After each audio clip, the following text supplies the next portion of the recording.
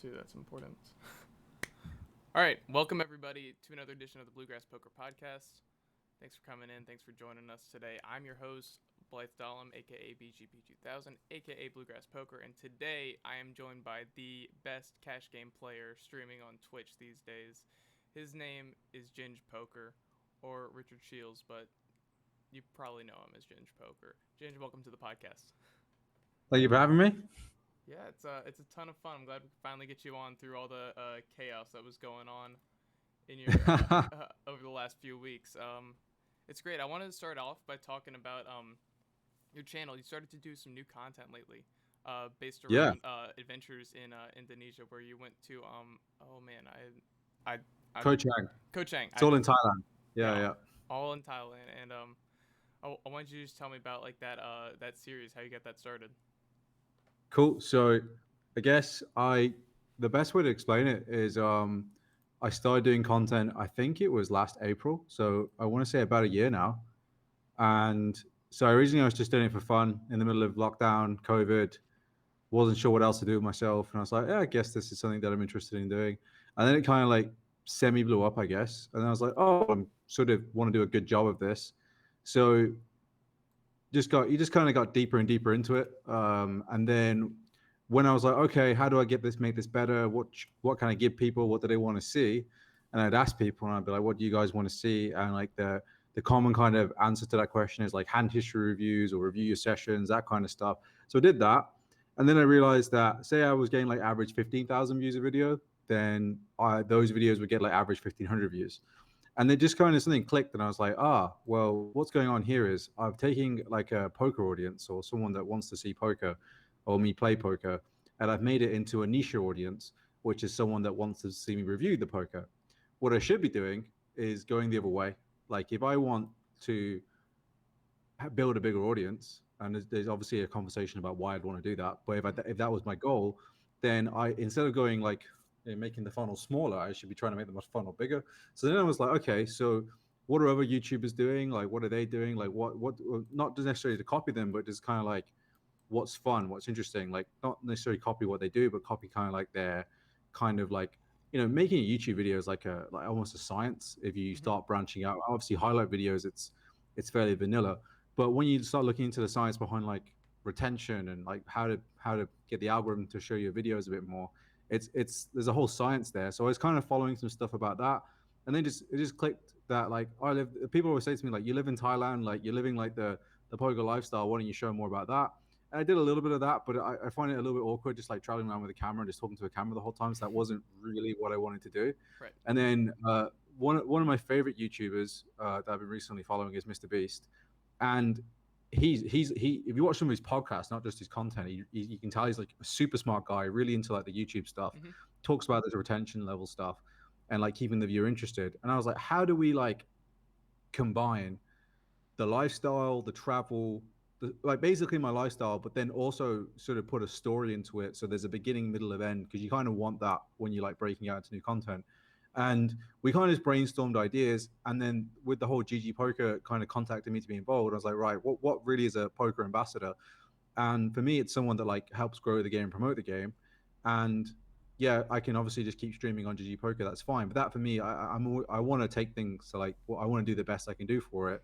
So I pitched them. I was like, right, if I'm going to work with you guys, and like maybe I can just hold out and maybe maybe stars, not the door, or maybe party poker. If I was in the UK, would have been more of an option. Mm-hmm. Um, this is what I want to do. I want to help you guys, because like half the deal that I get with GG is going to be affiliates. So if people, how do I get people to sign up to GG that aren't already signed up to GG? I've got to reach a whole new audience. So this kind of tied into all of that. And I was like, well, I kind of want to do this stuff anyway. It forces me to get out my comfort zone and do some more traveling and actually see some more of the country I'm in. And then so we decided to so GG basically funded the equipment, or 50% of the equipment they funded. Spent about $3,000 on equipment, so they funded like 1,500 because obviously I get to keep the equipment. Uh, Headed off to Koh Chang as like a dummy run, just to kind of like, right, this is just an experiment. So many things went wrong when we were filming it. So anyone sort of not watching, like basically what we did was we went to an island in Thailand, and basically we sort of did like the whole vlogging thing where we just like I took a good bunch of guys, and they're quite funny, and we've got a good like chemistry between us. But then like to kind of force us to go and do stuff, we kind of came up with these ideas of doing challenges. And like, it's honestly, it was amazing because we do these challenges, and we get so many local people involved. We get to see so much more of the island than we would have if we're just like, oh, we'll go to this restaurant, oh, we'll go to this beach. But no, you got to go and find an elephant statue, and you got to go and haggle with these people, and then and you haven't seen episode 2 yet. And episode 2 is like that you got to go and do other things which make you interact with people more. And then that evening you go on a night out, and then the island's not very big, and then you're just like, oh, you guys were the guys driving around all day doing all this stuff, and like, yeah, that was us. And then oh, come drink with us. Oh, you got a YouTube channel. Oh, that's cool. And then it's just honestly, it was like, wow, we should have been doing this like already. Like it was Yeah. so fun doing it. It was pretty stressful, like because we aren't like professionals with camera equipment, and we wanted to obviously over film, not under film, because like there are some moments where we didn't catch them on camera. Like, oh man, why weren't we filming that? And batteries dying and losing footage and all this kind of stuff. So it was supposed to be sort of like, this is a trial. This GG, what do you guys think of this? And we were really happy with the concept of it. And it's been interesting the feedback we got. So the feedback from like our friends and relatives have been really enjoyed it, but maybe it's because we know you guys. But so we were a bit like apprehensive when we released it, and then we redrafted it like 5 times to like get it right. And that's still obviously you could redraft things forever. So we're like, all right, we're happy with it now, and we released it, and the comments have been fantastic. Obviously, my audience when I release videos on YouTube is going to be more like pure poker based, so it's not quite going to hit the travelers and other stuff as well. But most importantly, Gigi were like, we absolutely love this, and they've just contacted me. They're like, well, we want to put this into like some paid promotion. We really want to see like the next episodes, which is fantastic because Hmm. we can just do it bigger and better each time. Like we know what we're doing now, and so the reason I'm in Phuket is because we're filming season 2, or we started filming season 2. We got more people involved. Like I showed them like the draft of the first video. Like, oh my god, like yeah, I want to be involved in something like that. So we kind of give them a few ideas, and obviously we kind of come up with them as we go along sometimes as well. Um, so we're in the middle of filming like the Phuket episodes. Then I got injured. I tore my ACL, which is why I Oh, was like, okay, yeah, it wasn't super bad. It was about a week. I'm not perfect yet. I've been about 2 weeks now, but I can walk and I'm fine. But I'm not exactly going to be running around anywhere. But I guess that's good content. And then and and then and then so we stayed an extra week in Phuket, just more R&R than anything else. And then COVID kind of like struck up on Thailand again, and then it went into lockdown. And then we were just really lucky that Pattaya, which is where I live, just got hit really hard, and we're just not there. And we're like, oh, guess we're just going to stay here then. So we got all our stuff sent down to Phuket, and instead of doing that content, we'd probably film like 2, 3 videos worth in Phuket, but we're not going to stress and make any more. We've now got a completely new thing that we're going to be filming, just because making do with the situation. We ended up getting a 7 bedroom villa with a pool table, a gym, a jacuzzi, a big pool, a barbecue, 2 living rooms, for $1,500 a month between 5 of us. So pretty cheap, yeah. right by the beach. And so we've committed to that for like 2 months, and the plan is to film our version of 2 months, 2 million, which is going to be 2 months, two morons, and we're going to hopefully, yeah, and then we're going to hopefully. These guys, like they know poker, but they're not like poker players. They're just like one of them used to be a poker dealer. They play a little bit on the side, but nothing Yeah. serious. So I'm like, if I can teach them how to play poker in 2 months, and they can like make like 3 to 5K, and we can film doing that, and like the arguments that we have and all that kind of stuff that's going to happen in between, then that's just I think that's going to be good content anyway. So that's kind of what we're going to be doing soon. Then get back into the challenges based on like COVID and stuff. But my vision for it really is to basically get paid to just do the stuff I want to do. Yeah. I mean, isn't that the dream, right? Just Yeah, get paid doing everything you want to do. It's yeah. So that the content sounds great. 2 months, 2 million. Obviously, a classic show. I wasn't cool. really Follow, involved. yeah, I'm like I'm 20, so I wasn't like watching that show when it was airing. But I've gone back and watched it because I'm a huge Lucky Chewy fan, and like seeing him yeah, in there for a few of those episodes, it's a lot of fun. So yeah, I'm looking forward to that. What you were mentioning too is like GG really enjoyed the content that you were putting out, and I kind of thought that they were like that was like their goal, but now you're saying it that way, like that they were like that you were like wanting to do this, and then they're like kind of like hopping on board too, like this is like a great idea. But I kind of figured like with them hiring Dan Bilzerian and all that stuff, like they were gonna show like the lifestyle that poker can give you, and now you're just kind yeah. of like creating a great way to do that on YouTube. Yeah, I think it's a combination of like they wasn't sure. like when you explain a vision to someone, like yeah, you can be on the same page, and like he could have turned up with something that was completely yeah, we can't use this or this isn't quite good enough, blah blah blah. And I guess they were kind of like, well, we'll see how this turns out. And then once they see the first video, and hopefully when they see the first five, they're gonna be like, okay, this is legit. How much money do you need to do the next one? What's the plans? When's the next one? And then like kind of being like, rather than me managing it and me going, I kind of want to do this, but I'm not sure what the budget is, and I kind of want to do this, and like I had an idea for a video. It's like, how much money can I make playing poker whilst falling through the sky skydiving? And I could just be like playing on the GG app and like playing live cash, and then like, oh, made X amount of money while I was, because that's just a sick clickbait title that's going to be poker and interesting and that kind Yeah. of stuff. But like, I don't. Also, I'm terrified of doing that, so I'm not quite ready to pitch that one yet. But like, there's loads of little ideas, and if that's the route that we're going down, if this picks up traction, then we can do that. But it's cool to have us both on the same page. Yeah. And from my point of view, if they're just happy to fund what I call like my growth, on YouTube, if I can turn my platform into like 14, 15,000 to 100,000, then the ball's back in my court. You know what I mean? Like Hmm. it's like I can almost like I'm going to be making money from making YouTube videos then. It's going to be to the point where YouTube becomes a business for me. So numbers wise on YouTube, I pay about, say, not excluding these videos, because these videos at the adventure videos are really expensive to make, not just cost wise, but like editor wise, it takes a lot of hours to like get it right. Hmm. The highlight videos, however, they're relatively cheap. They're probably $100 a video, because I have the editor that does it, and I just book a block. And to get $100 back on YouTube, I probably need to do 30,000 views, and now I'm probably ticking up. I'm probably averaging 19,000 now, so it's like slowly growing. So within the next year, YouTube that side is going to break even. So if at some point there's going to be a threshold, right, where it starts to like make money, obviously inadvertently it makes money because my brand, and then Gigi pay me, and then I get more affiliates, and then I Right. get more people that do some of my courses and stuff. So it obviously makes money regardless, even though it's like a minor cost. But at some point, YouTube will take over as like the main money maker, which for me sounds like a great idea. Yeah, it does sound great. Speaking of courses too, you are running an academy that you call the Ginge Poker Academy too. Obviously I haven't participated in it, but I've heard great things about it, and I've heard you promote it too. So would you like to tell us a little bit about what the Ginge Poker Academy is and what your Yeah, plans are with it in the future? yeah. So I didn't really. So it's interesting because like I sort of was doing content for fun, and then it sort of was like people were just sort of asking me for some sort of course or academy, and I was like, whatever. For me, I need a reason, like why. I don't know why to do this. Like it's going to take a lot of my time, and I don't want to do a half-ass course. I don't just want to be like, okay, here's everything, and then I was trying to like figure it all out. And then I was like, well, realistically, when I've learned poker, the way I've always learned poker is like I've got to like a certain level, and if I've taught someone, I try to get into the same level as me. And then the idea is that once they're at the same level as me, they can help me get to the next level. And that's how I found that's what I found working with people in the past works the Hmm. best. Um, and so now I'm at the point where, realistically, without trying to sound super arrogant, like I don't need to make money from poker anymore. Like poker for me, I've made a lot. Obviously, more money's great, and I feel like I've definitely got the skills to make money at poker. But now it's like, all right, what do I do next with my life? But a lot of my friends are still on this ladder of like trying to get to the point where I am. And so for me, I've got this ability to have all this freedom. I've got this ability to like just chill out and like just like chill out on like buying some properties, chill out and just like live my life. And like but then there's like, what do you do after that? So now for me, the goal was to like get as many people as I could to the point where I'm at. So then they can teach me what to do next.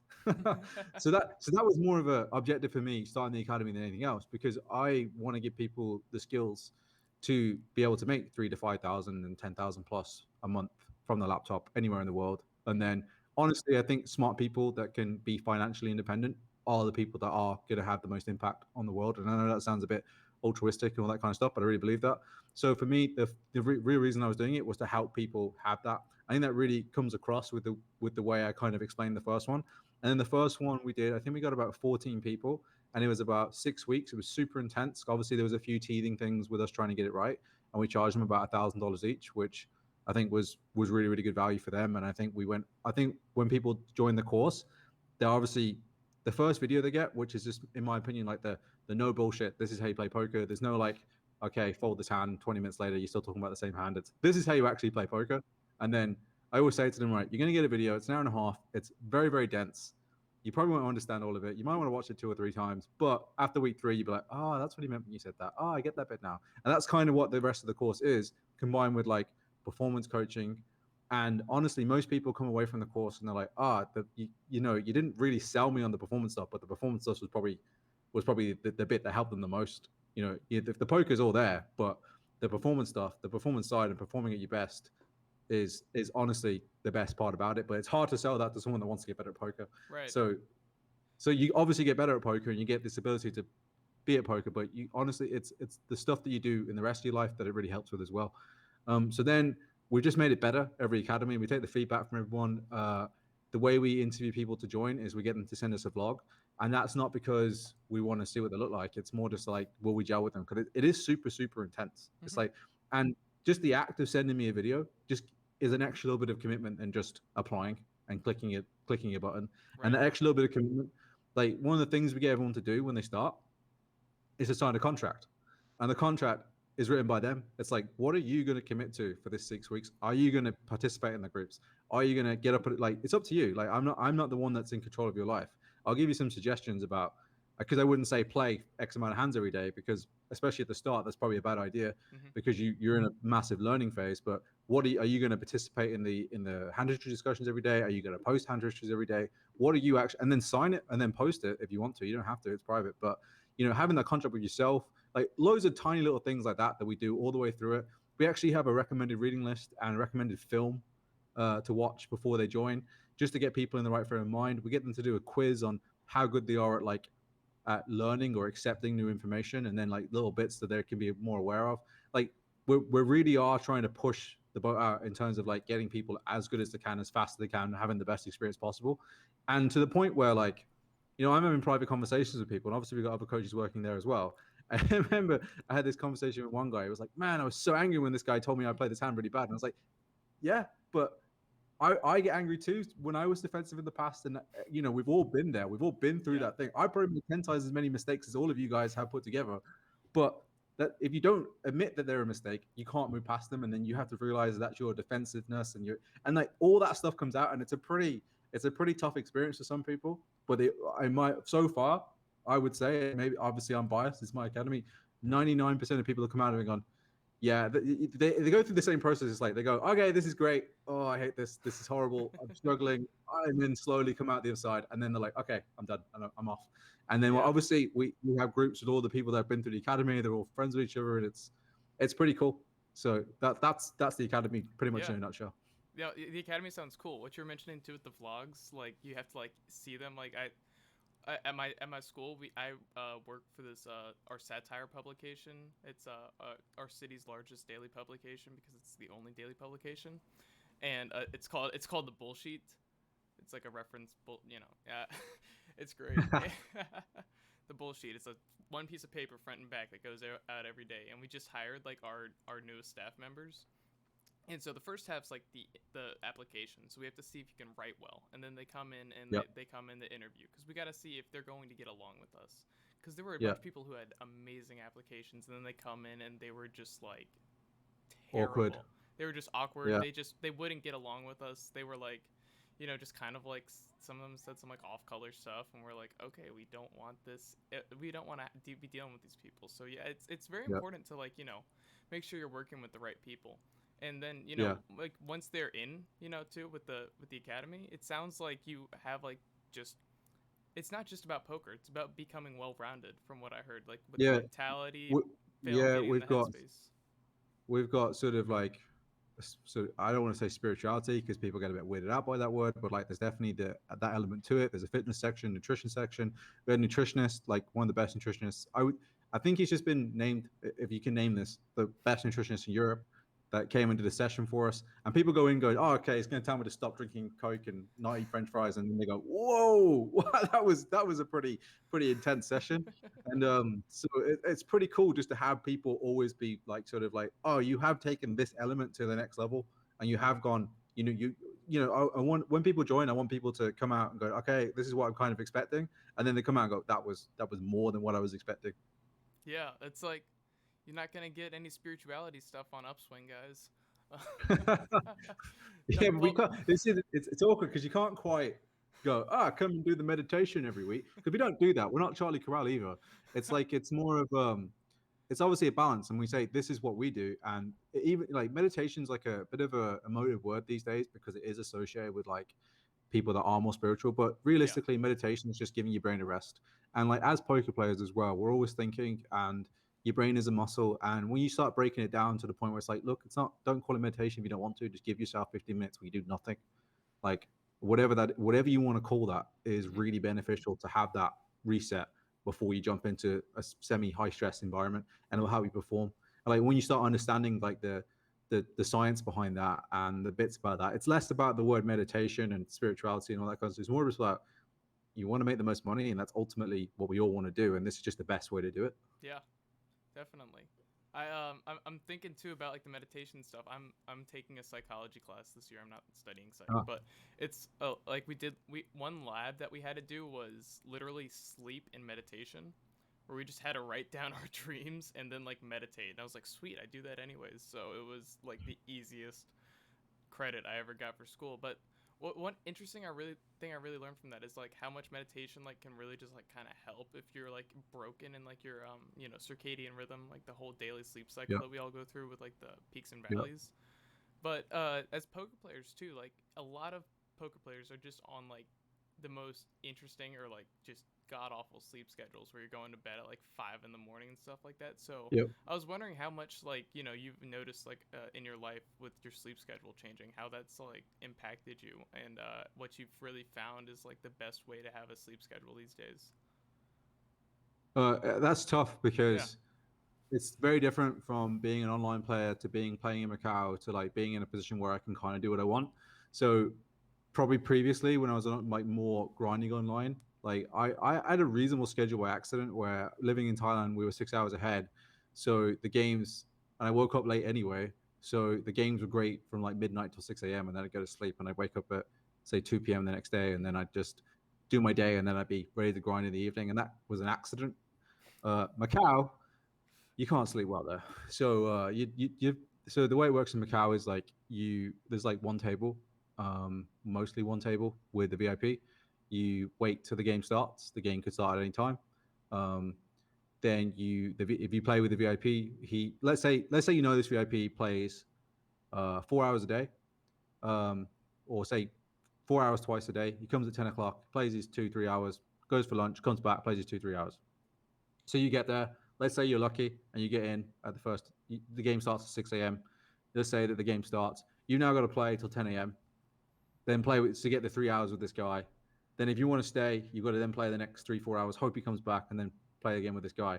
Now your question is because if you leave, someone's going to take your seat, and what's going to happen is they're going to play through the night so that they can play the morning session with him, Hmm. or they're going to hope that they get to be top name on the list because no one else wants to play through the night. And there's a bit of a weird bluffing game that goes on, um, and they get to play within the next day, but they're top of the list. So as soon as the game starts, they get to come back and they're whatever. So your sleep is just gone. Yeah, Yeah. you just have to decide if you're going to be sleeping every 2 days or not, and then just decide which days you're having off, and then that's it. When you do play, you're playing for at least 30 hours. I think my longest session was like just over 40 hours. Um, yeah, you just have to because like the EV when some of the mega whales if they I mean it's very rare and obviously Macau's closed so it doesn't really matter I'm talking about this but Yeah.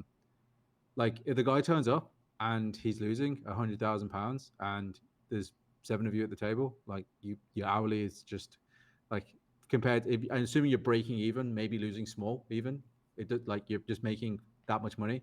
Like people would not play sometimes all these reg games. They'd be like, oh, let's just break the game. But a lot of these regs, I would say that I was still beating, and I was still beating, and even though I was winning one big blind, the big blind's £200. I'm like, well, I'm not rich enough to not want £200 an hour.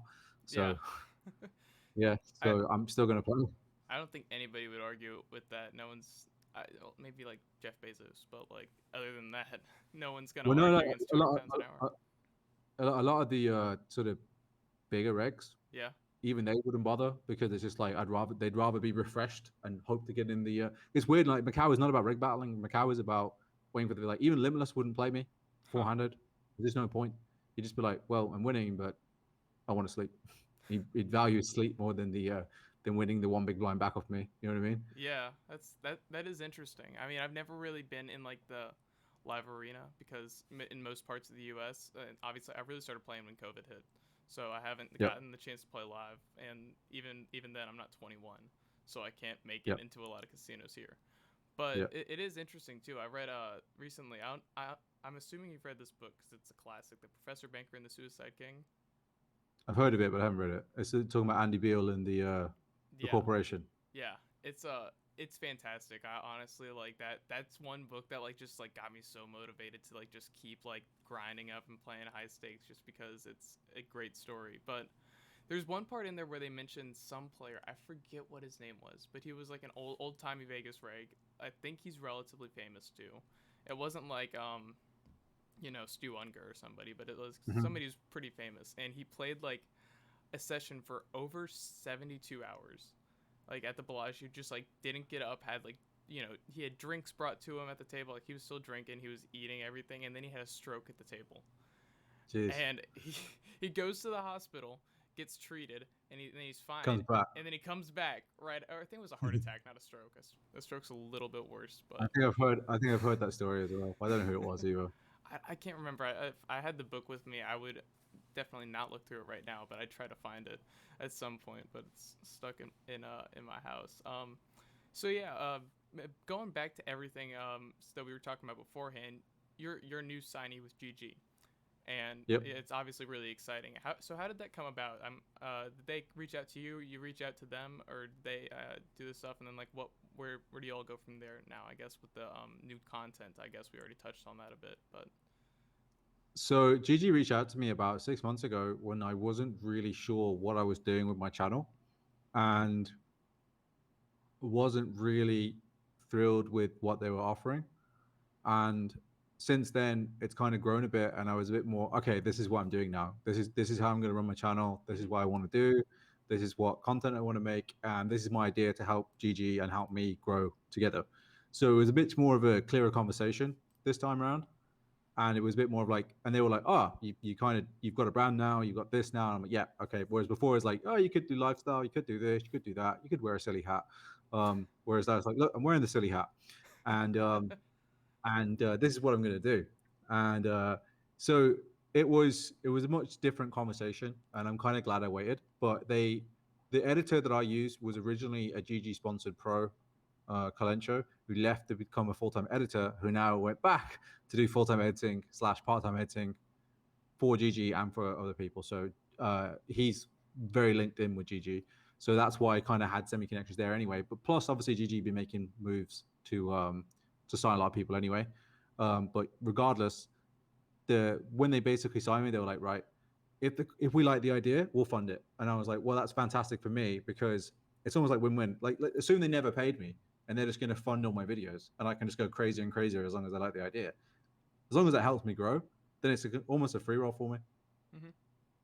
Yeah. So that, along with the fact that they pay me, plus I get some affiliation stuff, is ticks a lot of boxes. So it's not necessarily about how much they pay me. It's just about like them funding the ideas and like and if we grow poker together, like it was exciting talking to them because they believe poker is still not as big as it could be. They see that every market where poker's banned is an opportunity for them.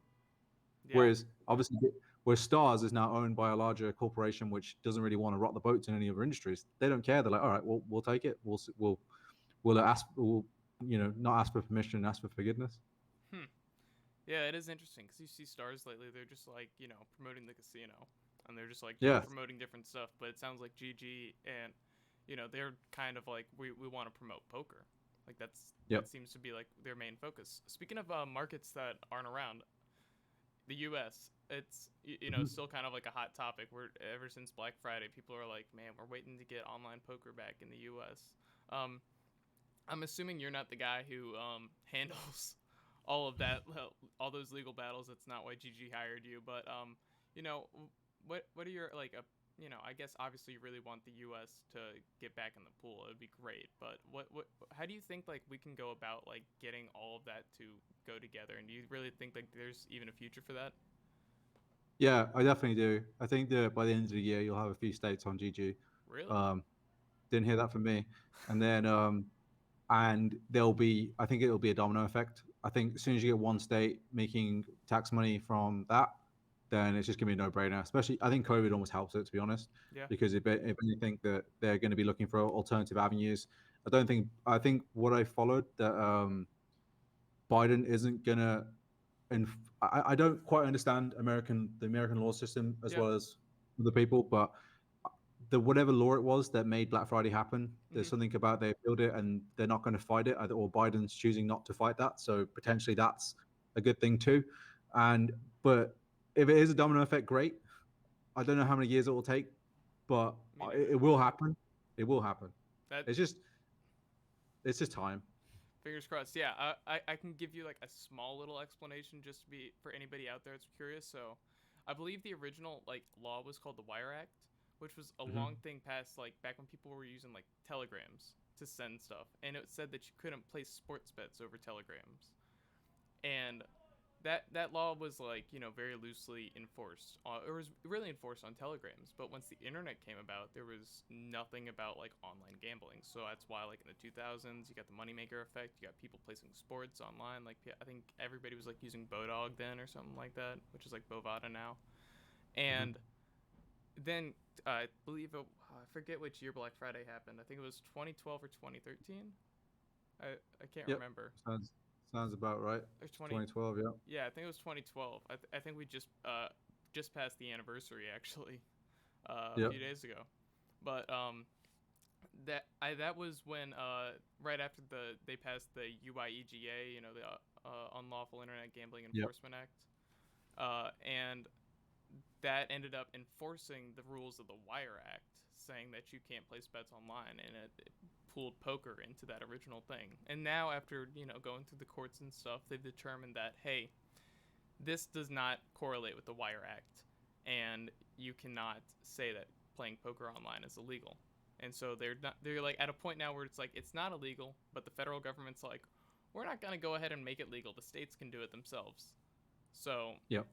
now it's all State by state. yeah. So now it's all a matter of like in the U.S. now the pools that exist, I guess, are like Michigan, Pennsylvania, New Jersey, and then Nevada, which are and they're all like separate. They're contained to their own state, which is Hmm. except for with the exception of New Jersey and Nevada, they're linked on like Yep. WSOP. So now it's Yep. really all a matter of like getting everybody into the same player pool because there's not enough liquidity, in each state to have Yeah. Yeah. Yeah. everybody Yeah. on their Yeah. own thing. But Do you reckon that will happen with the states, or is that just being really difficult? so That seems like if they build the infrastructure, well, whatever the rules need to be to make that a thing, that seems to be something that is a big step in the right direction.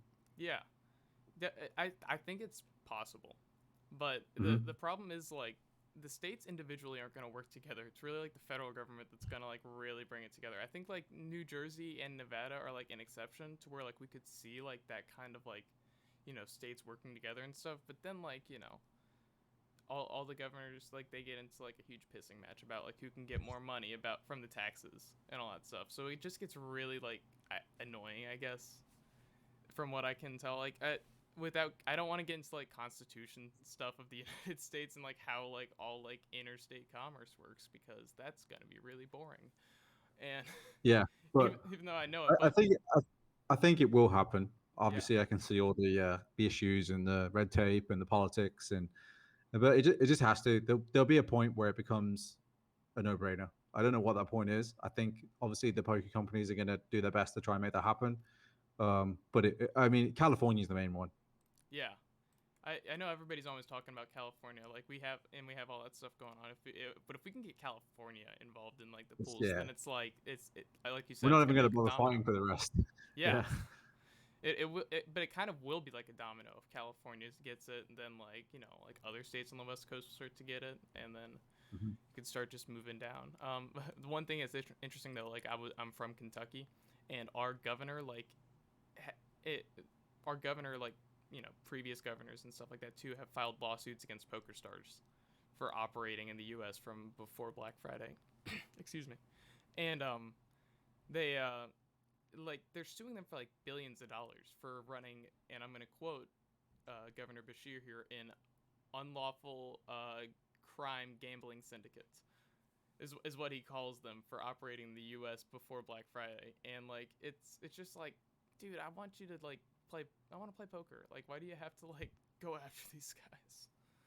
But Yeah, it's a bit ridiculous. That's why I don't know how you say his name, Isaiah Schoenberg. That's why he stepped down. He goes, right, I've done my best. They're just not going to let me do this, so I'm done.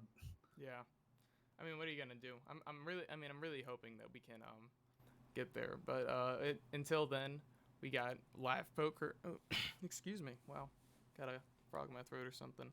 Uh, we got live poker to come in the future. Like that's like the first thing that's gonna open back up. We got WSOP coming in October. Do you have any plans to make it Yeah. out for that? So it's very difficult for me to plan that far ahead with visa situations. So I've got properties in Thailand. I don't really like the idea of leaving and then not being able to come back. My visa actually runs out in November, so it would be good timing for me to go to the World Series in October if there Mm-hmm. was some sort of like it just changes daily. They were talking about letting everyone come back to Thailand if you've been vaccinated, which wouldn't be the problem to go and get vaccinated either in the US or the UK or whatever I go to do before I come back. But now because the COVID has come back to Thailand and it's spiking pretty hard, then are they the 1st of June or 1st of July was going to be the case? Are they going to change that? Are they going to kick that down the road? Is that going to change? Is this wave going to change things? Are things going to change in America? Like it's so hard to know, but it's definitely on my radar. If Yeah. especially if I can do something with GG as well there, and it'd be nice to be able to because live poker vlogs just get a lot of traction as well. So very keen to to show that and all that sort of stuff. So yeah, Yeah. I'd love to go, but it's just got if it's feasible, basically. Plus, everybody always wants to make a deep run in the main event, right? Yeah, it Like, was my first main event in 2019. oh really? How'd that go? Couldn't win a hand, made day two because apparently you can make day two without winning a hand because you get so many chips. And then couldn't win a hand in day two, lost ace king into queens. And what can you do? Yeah. But actually, funny story, sort of. I wasn't going to go to Vegas. I was like, right, guys, I'm just going to grind Macau the whole of the summer. Like, my two guys, one of my horses and one of my friends were off to Vegas, and I sit down to play in Macau, and it was the worst lineup in Macau I've ever seen. And I was just looked at the clock, and I was like, oh, they're leaving in an hour. I wonder if I can get on the same flight. Checked, and I was like, I can. Guess that's a sign.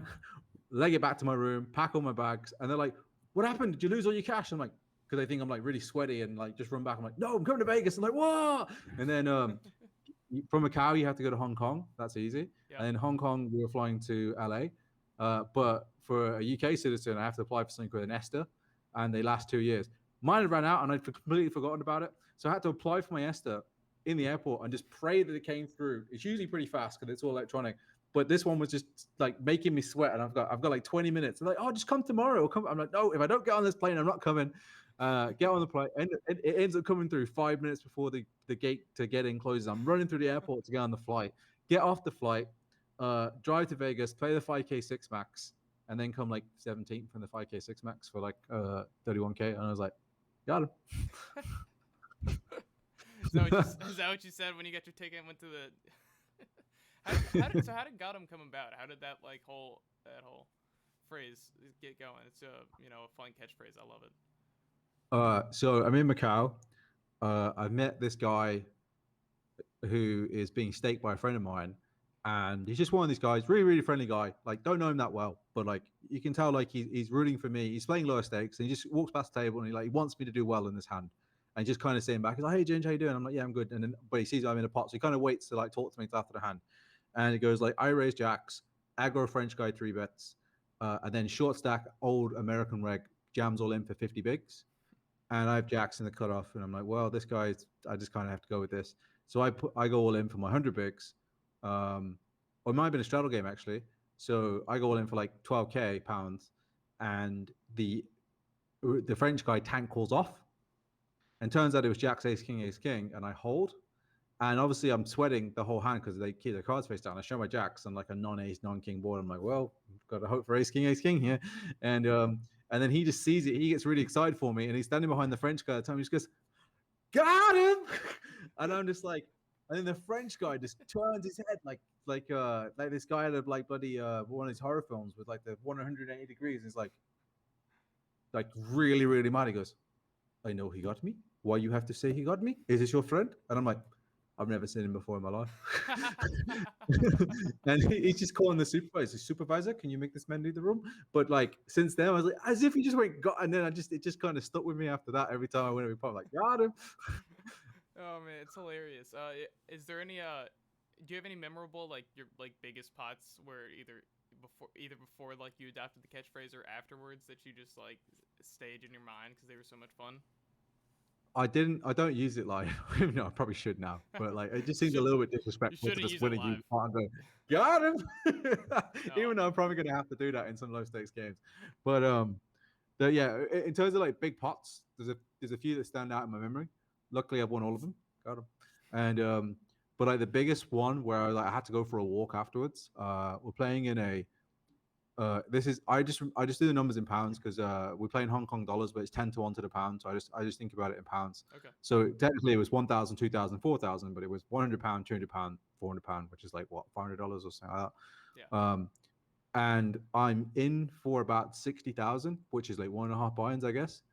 Three buy-ins really because you kind of sit shallow when the game's massive because variance and it Right. doesn't really matter. Um, but yeah, so I got 60K, 100K in front of me. So I'm up 40K, but I had been dusting before that, but I spun it back. VIP/fish opens, reg 3 bets.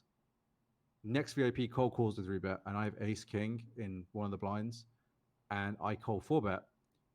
First VIP folds, reg folds, and VIP 2 calls. We're both 100K deep. I end up tripling on like deuce 3, deuce 7, deuce, and going on the river for like 90K. And there's like 70K in the middle. And I remember thinking, if he calls, this is worth more than my mom and dad's house. And and it was about 10 seconds and he folds, and I think he's got tens. And I looked at my cards because I'm like, that was a big one. And the reg sees my hands was like because a lot of regs when they play high stakes, they might not have it in them to pull the trigger. Like a lot of them Yeah. are like I was staked for the game, but like I'm still playing my hand as if it's my money. I'm not. I'm doing it like in a way that's like I'm just like the reason you staked is so that you don't have to worry about. You have no fear. Like obviously I buy action as well, so I still lose money even though I'm staked. But I I'm playing the hand as if I would play the hand. Like it doesn't like the amount shouldn't matter. Like that's the point, right? You're a Right. poker player. You just play the hand the best way you think you're going to play the hand. There's loads of factors that went into making all my decisions that I'm still very confident with. But obviously, some regs are just going to go. Well, I could just probably just not do this because it's like loads of money. Um, like how often does the game happen? Whereas I'm just like, well, this is how I play poker, all in. And so in the one, obviously, sometimes they're like, whoa, like that's what you had. And then another reg goes, show one, show them all. And obviously, I don't want to be disrespectful. So I said to the one VIP, I was like, do you want me to show? And like, it's his friend that I just bluffed. And the VIP's like, yeah, show. And I show. And he's like, you got balls of steel, man. And I'm like, and, but it was just one of the situations where the suits, the way they worked out, were the right suits to barrel. And the VIP was winning money.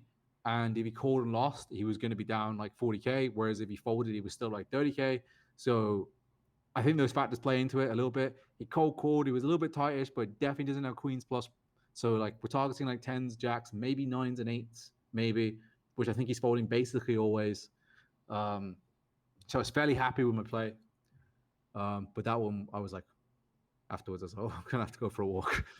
Yeah, you just gotta like let the nerves settle. I mean, I've had like lately like with cash games I haven't had like the kind of like nerves thing like except for like a few like big. I had like one spot that was like a 400 big blind pot or whatever like online that I ended up winning. That was those like moments that are kind of like intense, but like I'm only playing 25 and L, so I'm not like Yeah, it's all relative, right?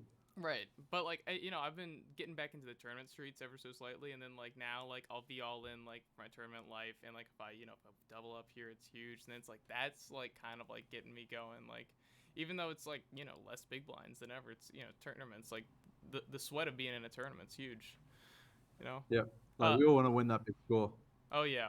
I got the tournament coming up later today. A few of my buddies are got like 50% of the action. it's on like ACR because that's all I can play on. It's a 420 guaranteed, 420k guaranteed. Excuse me. Like 55 buy-in. You know, That's massive.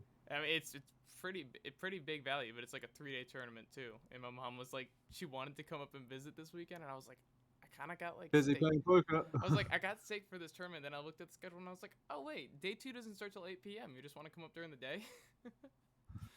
And so she's gonna come up during the day. That's gonna be great. But I know you're a huge cash game guy, and Yeah. I'm wondering how often like you know you ever I've seen you dabble in the tournament streets like a little bit, but you know why do you choose cash games over tournaments? Is there like any particular reason, or do you want to get into the tournament streets sometime soon? Mainly lifestyle, like living and just like playing like 2 hours and then taking a break and playing 2 hours.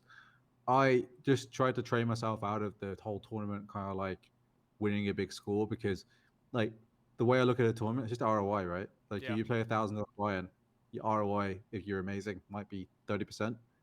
Like, realistically, it's probably between like 5 and 15%. So you're making $100 on let's just say $150 every time you play $1,000 tournament if you're good. And like how many hours you got to put into that? Maybe average hours in a tournament. I don't know how you work this out. I don't know what it is, but all I kept seeing was the hourly getting smaller and smaller. Yeah, you can play more than one, obviously. So if you play like, but even then, it's like okay, you're making $10 an hour in $1,000 tournament, and you win it one every 50 times. And the more I thought about it, the more I was like, yeah, I love tournaments. I absolutely love them. The thrill of being oh in a yeah, tournament, they just amazing, like life changing money at the top. Like who doesn't want that? They're amazing. I get why everyone appeals to them, but it's almost like I'd like to play the lottery. Like I'd like I don't play the lottery, but like I'd like to win the lottery. And I obviously there's some really good tournament players out there, yeah. and it's sick. But like I know a lot of professional tournament players, and I see them win like 400K, and he's like, yeah, I'm out of makeup. You know what I mean? Like I see that side of it too, and Yeah. I see like, oh, okay, I'm at like I met a guy the other day who's got 1.2 million in cashes, and he's like, yeah, I've got 25,000 pounds to my name. I'm Yeah. like, and I'm not. That's not being disrespectful to tournament players. No, Obviously, no, everyone's not at different, all. and like it's. But realistically, as a professional, I have to look at it in terms of hourly, and I have to look at it in terms of ROI, and that's how I have to look at it. And I love the thrill of tournaments. I love winning tournaments, and I get a bit jealous of people winning tournaments. Like I still get that, like I want a World Series bracelet. I want to do it too. I want to be able to do it, but Yeah. I just have to look at it bottom line now. And it's like I'm a cash game player. My hourly at this stake is this. It's better. I can have my free time. Maybe it's harder. Maybe tournaments are harder. I'm not even arguing about that. It's just more like that's it was more me trying to be professional, and that's what I kind of pride myself on a little bit. Yeah. But that's not to say you can't make money at tournaments. No. I mean, people crush. You know, Abe Yeah, Sal's former guest of the podcast, yeah, obviously, good example of that. He crushes. Moneymaker. You know, he's got the most insane ROI of any player ever. Maybe, like you know, it's kind of a you know tournaments are a beast. Like you said, like you know, winning 400k and it's like yeah, I'm out of makeup. Like you know, yeah, I don't know if you ever follow like Landon Tice, who's been like you know making a yeah. huge big name for himself. He was talking about his huge he had a huge like 300k score earlier this year, and like that got him out of makeup. And it's like you know like one of the first scores of his like biggest scores of his life, and he's like yeah you know I thought I was gonna be in makeup for a few years, and like he's just like yeah that's how it goes, and then it's like okay well I got a nice score now, so I'm out of makeup, and it's like it's kind of insane. Like even somebody like that, who you can tell is just like really smart and really good at poker and winning in a lot of these games, you can still like you know be in makeup, and it's like if you want to go down that lifestyle, you can make money, but it's tough. And even then, right? Switching to live where it's supposed to be softer than online, like that's expensive as well. Like I was talking to this guy, he's like, yeah, they staked me, they covered all my expenses, and then I'd have like I you luckily he'd had a few big scores, but like you cash for 100K and you're 8 months into the year with no cashes, and you played EPTs and WPTs and everything else. Doesn't touch the sides. And how many people have 100K scores in a year? Right? Not many. I And mean, I'm again like I'm not trying to be like I love tournaments. I love the idea. Like when I was coming up in poker, I was just like, yeah, go travel to this tournament series, and like yeah, it'd be like £100 main event, and I'd love it. I'd be there, and like I've had my sort of like live small stakes tournament success, and I loved it. That's what yeah. got me into poker. But it was a hard switch, but I'm glad I did it. Yeah, I feel like I'm around the same way. Like I got when I got into poker, it was really just like tournaments online. Like at the start of COVID, then like they were tournaments online were going crazy.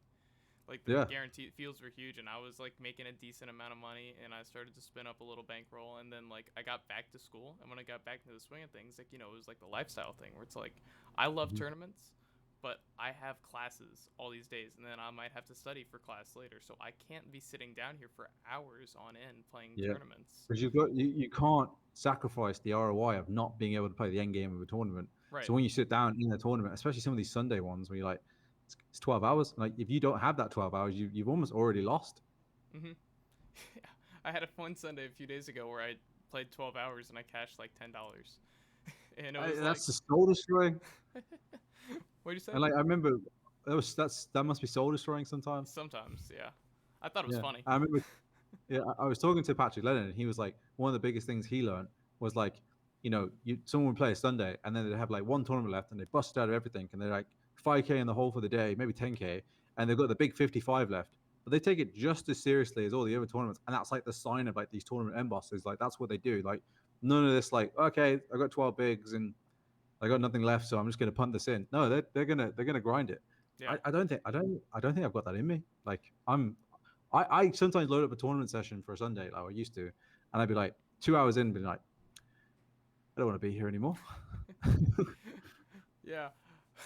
I mean, last Sunday, like, or I mean, I've started to like get back into tournaments on Sundays, and it. I mean, it's been fun, but because like that's the only day I can really commit to like sitting down and doing stuff. But like, and I, I still, I guess, like I kind of had that thing, but then I'm like, I got like this $1.65 tournament versus like the one that's like slightly bigger, and I'm like kind of, I think, prioritizing it a little bit more in my mind, but at the same time, like when I'm deep in like the other tournaments, I like kind of love it. But then like I'll boot up Yeah, cash games, and I'm like, yeah, this is kind of like where I like to be, at least for now. It's yeah. it's it's such I don't know. Both games are fun. All games are fun. Uh, Oh yeah, yeah, like, we all love poker, and like regardless of which one, I'm going to enjoy it. for But sure. for me, as is like a professional, if I can call myself that these days, cash just makes more sense for me. Yeah. Yeah. Speaking of different games too, have you ever gotten into any mixed game streets like PLO or different stud variants or draw games? Not really draw at all. Maybe a little bit of PLO, but not to any level that I would be proficient at it. I Mm-hmm. would I'd maybe dabble. My dad is reasonable at PLO. My dad, I told my parents at the beginning of 2020, right before everything kicked off, to the Aussie Millions, and I brought them into some tournaments, and my dad like chopped the PLO event there, and he's like, "Yeah, I'm just going to take all this money to Vegas and just play all the PLO events." I'm like, "Yeah, all right, Dad, you won one tournament, like chill out." I feel like people can definitely get that in their head if they like win a huge tournament to get started or something, Like you're just like Yeah, I'm just gonna keep firing or like other things. I remember Pads put something out on Twitter too. Speaking of him, like a while back, like your I think it was like your friend or somebody staking like cash when for a million. they cash for 1 million. Like what advice do you give them to do with the money? Did you respond to that tweet? I don't remember. So many No, people did. Well, uh, I'll see if I can find the tweet and pull it up. But yeah, yeah.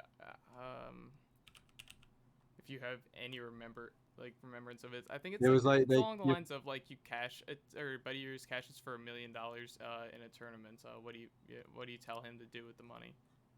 Yeah, how do you split it? How much do you just spend? How much do you invest into poker? How much do you invest into like chilling out for the rest of your life? Mm-hmm. It's tough because like for me now, I'm trying to like put my life in a way where I've got like a reasonable amount of passive income, and I don't have to play poker for a living. And it took a while for me to make that my focus.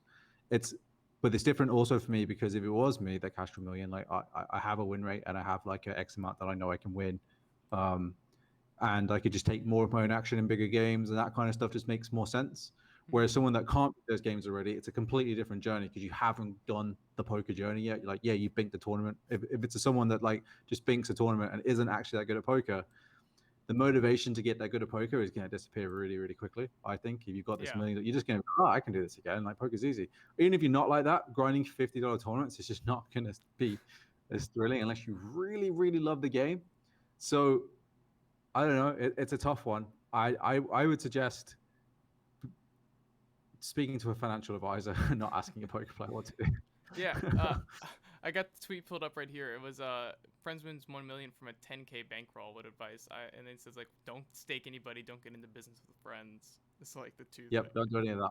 Don't do Yeah. any of that. It's worth just literally paying for a financial advisor, even if it costs you $1,000 for a few hours of time, just to be like, right, Yeah. I want this. I don't want to do this. This is what I want to do. Like, whether the right thing to you right now is to buy a house, rent it out, whatever it is, you'll be able to talk that through with someone that's a professional. It's literally worth like the biggest piece I can advise when you start getting money is literally to invest it. I don't just mean like stocks and shares. Like the best money I've ever spent is on my performance coach and nutritionist. Like I Mm-hmm. was 120 kilos and I was not the kind of person that people probably would have wanted to watch on Twitch. And now I'm running a business. I've lost about 30 kilos, and like he's really helped me push through some like emotional barriers too. And like that's the best money I've ever spent. And like finding people that are like experts in the field to like help you through certain things in life is massive. It doesn't mean like you shouldn't try for yourself, but Mm-hmm. these are the best. The investing in yourself is one of the best things you can do. I don't think that just means like mindlessly investing into your career all the time. It's all about like your personal development as well. Right. Yeah. I couldn't agree more. Honestly, like you really need to like invest in yourself to become a better person. It's not just like you can't just put all the money in Bitcoin and just say like, hey, Hope for the best. it's up to 60K now. I'm living my best life. Like that's not. I mean, it's great. Don't get me wrong. I'm so Yeah, glad I got into Bitcoin when I did, but like it's not everything. It is.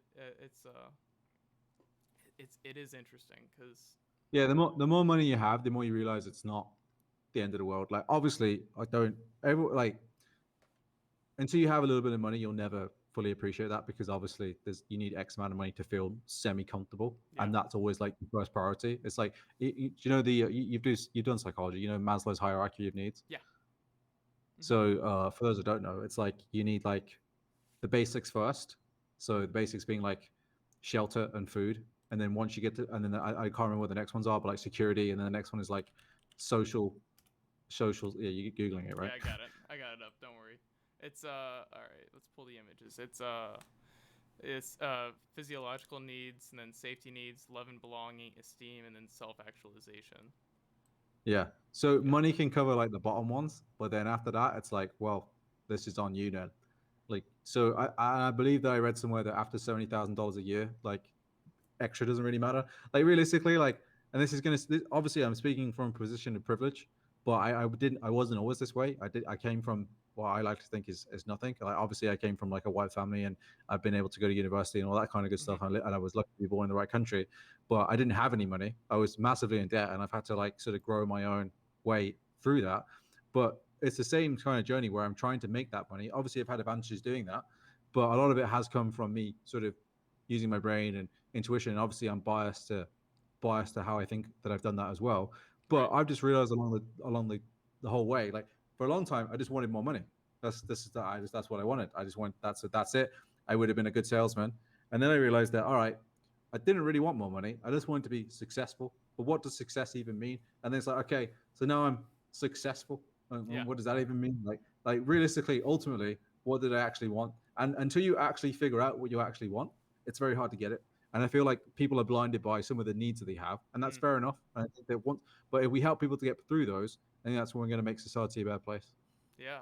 That is interesting because I feel thinking back to Pat's tweet too. Like, if I my bankroll's like around 2K now. I don't know. It was in a bit of a downswing. It was a little bit higher, but like now it's like around 2K. So like if I had a 10K bankroll, I'm like, hey, life's pretty good. And then I win $1 million on top of that. Like that's better. But I guess like like it's not everything. Like because I always Yeah, think about like but what I'm. what changes about your life if you've got a 2K bankroll or a 10K bankroll? I'm just playing higher stakes. I guess there's really nothing much that's changing for me Exactly. currently. I'm still living in this Yeah, tiny dorm. yeah, and that is the same kind of situation for me. Yeah. Like, what's the difference between me having a million or 5 million? I'm still going to be living in Phuket. I'm still going to be doing my filming and my content. And if that's the kind of situation you want to be in, that doing what you want to do and money not being the barrier. I think that's Right. pretty cool. Yeah. Yeah. I totally agree. Cause like I mean, one of the goals I've had with poker since I got started is like I want to make like a decent amount of money, and then like I want to withdraw a little bit, and then buy myself like a really nice guitar. because I play music. And, A, why do you want the car? oh, a guitar. Oh, a guitar. Oh, I thought you said Yeah, car. Nice. yeah. I want to buy like a $2,000 to $3,000 guitar that I really like can't afford right now. But like I want Treat some. yourself. Yeah, I just want to treat my. I've just I've always wanted a Martin guitar because like they're kind of like the cream of the crop, so to speak, when it comes to guitars. And it's like I kind of like want to treat myself. And then it's like this is where I'm going with it. And it's like that whole like self actualization. I guess not self actualization. That's a whole other thing. But it's really like No, but it's what's the money gonna do for you? Like it's not like it's not just about like continuing to play higher. Like obviously that's something people want to do in poker, but it's how do you want to live your life once you go through poker, and that's kind of what you're showcasing too on your channel. yeah, exactly. It's like, all right, you can sit there behind the screen for the rest of your life, but that's not really what poker is. Poker is the vehicle that helps you get to where you want to get to. Mm-hmm. And then even when I get there, I'm like, I don't know what I'm doing here now. Yeah, I mean it's kind of tough. I've been talking to people too about like having different business plans stuff. Like what are you going to do once I get my degree? Like what am I going to do? And it's kind of like I've been really deep in thought lately too. Like what do I want to do? And it's What degree are you doing? I'm doing an economics degree.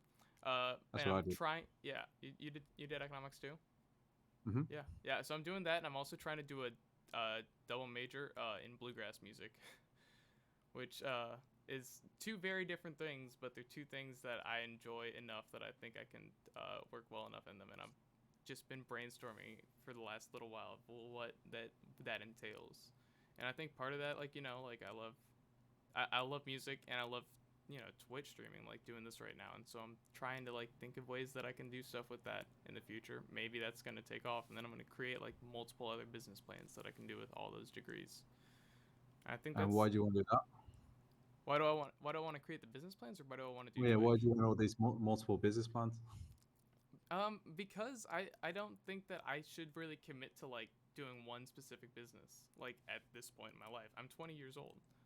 Like if I have like plans of like things that I want to do and things that I'm interested in, and I can just have like ways that I can implement them with the current background and skill set that I have, then it's going to be so much easier than if I get to a point like 5 years down the line where I'm like just like I don't even know what I'm gonna do or how I'm gonna get there. You know?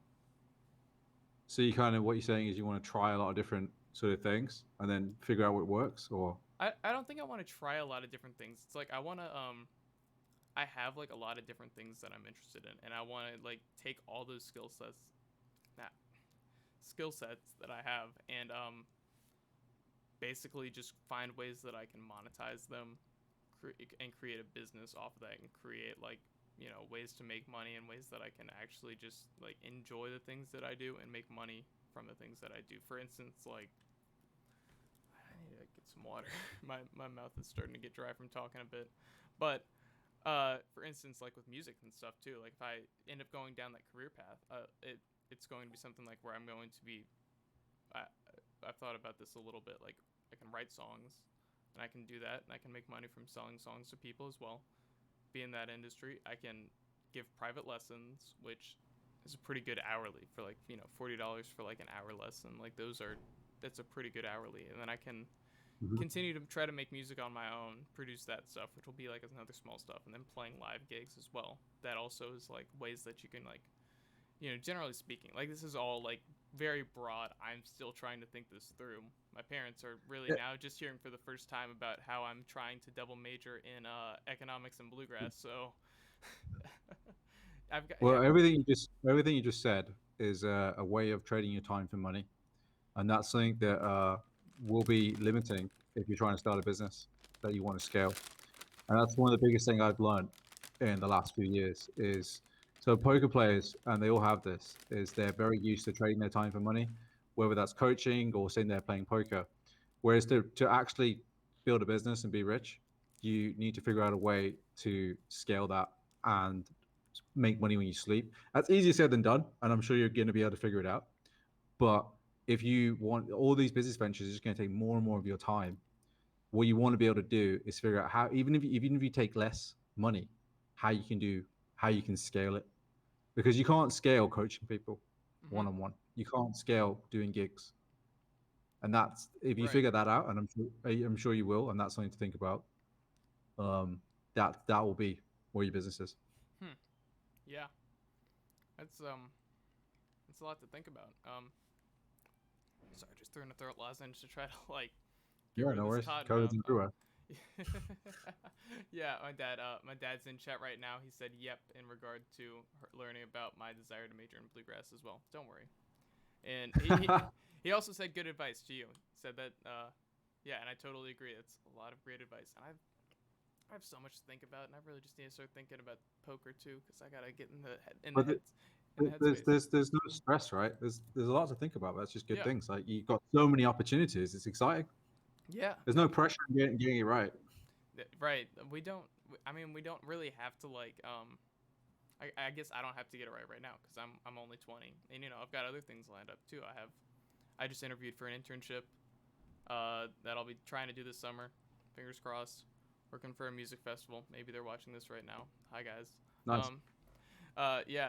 So that would be cool, but I got tons of time to do stuff, and you've got tons of time too to keep working on all this content that you got coming out.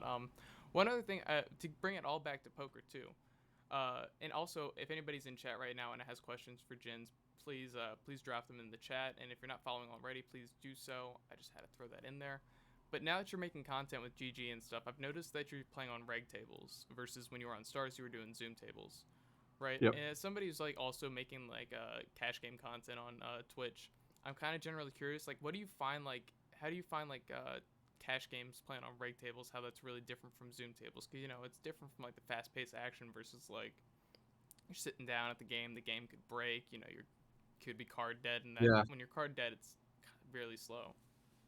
Yeah. I do find reg tables a bit slow. At first, I did jump into the rush on GG, but it only goes up to 200. So I Okay. switched to reg tables for like 500 and 1K just to get used to the software. But it's kind of exciting playing reg tables high stakes. That kind of keeps you Yeah. interested, even when like the money is when you're not in the hand. You're like, oh, 40K pot. So kind of keeps you interested that way anyway. But yeah, it is a lot slower. It is a bit more of a dynamic and some weird stuff about like not like when you get to high stakes, there's a lot more etiquette, which I don't quite understand. I got told off the other day because I tanked too long after the fish left. Because it's you don't if the fish leaves the game, you're not supposed to just instantly leave. That kind of looks like you're bum hunting, which technically you are, but everyone does just slowly leave. But you want to take your time about it. And I think I was about through the big blind, so I wanted to give the fish the chance to come back. So I took like my whole time back to timeout, and they all had to go at me for it. Apparently that's called camping, and I was like, oh, sorry, I didn't know that was against the etiquette, but obviously I do now. Um, but yeah, rig tables are interesting, but Hmm. Zoom is better, but like rig tables have got more money because a guy playing Zoom is just going to sit there, not wait for a good hand, but like he can just fast forward, right? So if he's got a bad hand, he's moving to the next one. Whereas if the fish is on a reg table and it's slow for him, he's just going, oh, I'm just going to have to play this because I'm bored. So Yeah. you end up just getting like worse fish. They lose their money slower time wise, but faster hand wise. So they're worse, if that makes sense. Okay. So you get bigger whales, which makes the game softer, which means Yep. the regs that move up are going to be worse. So overall, they're softer. They're softer, but they're just a little bit more annoying. So you just kind of have to get used to it. Yeah. You mean just so like the ecosystem, like I guess of reg tables is Yeah. softer than that of Zoom tables because obviously less volume per hand. Arguably less volume per hands. If you're like 12 tabling, then you're doing just fine. But Yeah, but the fish aren't 12 tabling. The fish are no. going to be like the fish are just one tabling. It's really slow for them. They can't just fast forward to the next hand. It's going to be like, yeah, I've got Jack 3 suited. I'm going to play this one. Yeah, I've definitely noticed that as I've like started to play more reg tables than Zoom, just to, like Yeah. to get used to things and to get out of this Yeah, get last used to the downswing. dynamics. Yeah, yeah. Yeah. Like, I just went on like a huge downswing, and now I like finally like I got into reg tables because I was like I'm not thinking enough about poker. I'm not like that. That's one thing I've noticed is the benefit about reg tables, at least on the sites that I play on. Like I was playing on Ignition, and their version of like fast fold zoom or whatever doesn't have it has a 15-second time bank, no extra. Like you have no extra time bank, so you have Yeah. 15 seconds to think about your hand, and it's like Yeah. I was making decisions, then I was like kind of tilting in a regard, like I was like Yeah. calling down too wide, and I was like I can't do this. So now that I'm back on reg tables, I'm seeing the lines start going up, and I think definitely a huge benefit to rig tables as well, at least for Yeah, people who are learning.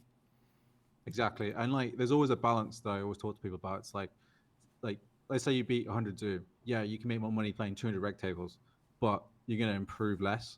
Whereas if you start shot taking 200 Zoom, you're going to struggle, but then you can probably beat, even if you start to beat 200 Zoom, you can now beat 500 reg tables.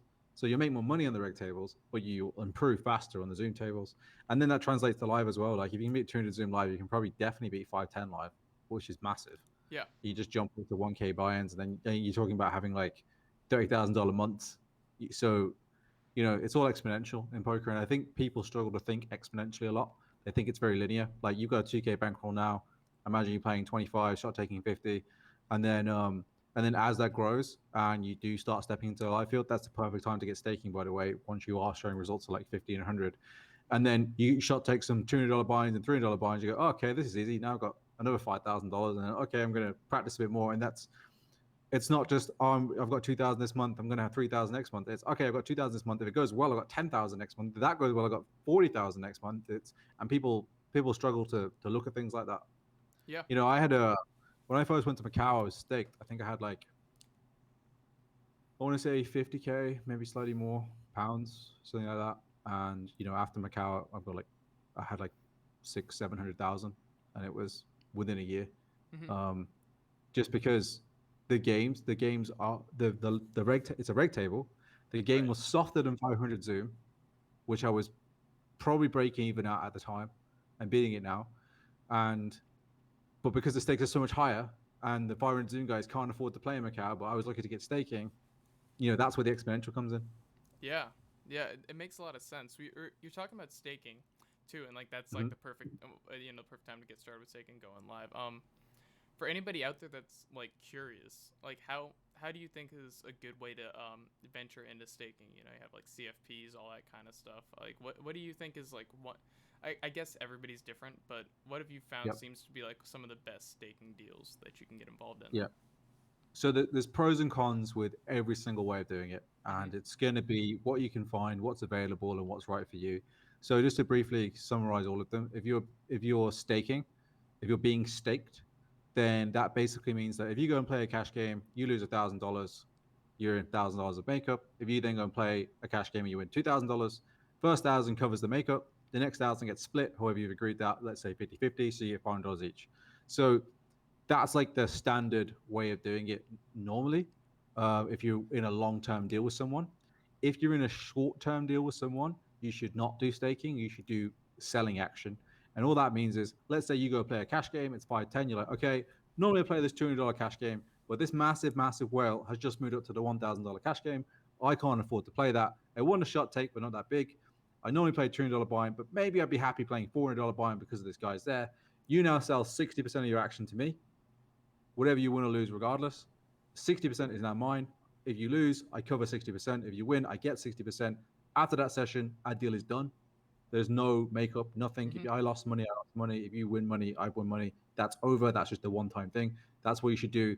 And a lot of people, before they get staked, what will happen is it's kind of a trust exercise as well. Like if I introduce people to some of the backers that I know, they'd be like, right, what do you want to play? What stakes are you comfortable playing? What games, and they'll give like suggestions of what game. Let's say your normal game is a $200 buy-in and they want you to play $1,000 buy-in. They're like, right, what we'll do is we'll buy 80% of your action just to see how it goes for a week, because you're basically playing the same stake. And if the Hmm. game's softer, it's good for you anyway because your hourly is going to go up because the game's easier. And then afterwards, like, okay, now we'll do staking.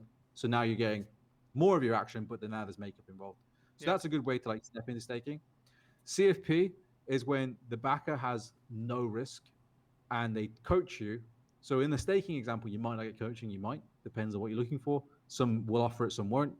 Um, in the CFP scenario, they're taking a piece of your action and they're coaching you for it. Now, this becomes a little bit trickier because you can't know the quality of the coaching going in.